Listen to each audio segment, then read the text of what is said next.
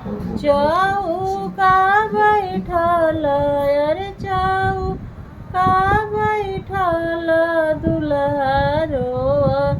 तड़न रे माई आजू पापा नौकर बनौलन रे माई आजू पापा नौकर बनौलन रे माई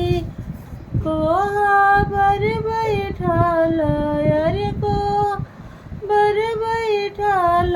दुलहिन होस तारी रे माई आज पापा नौकर खरीदलनि रे माई आजू पापा नौकर खरीदलनि रे माई जो का गीत है।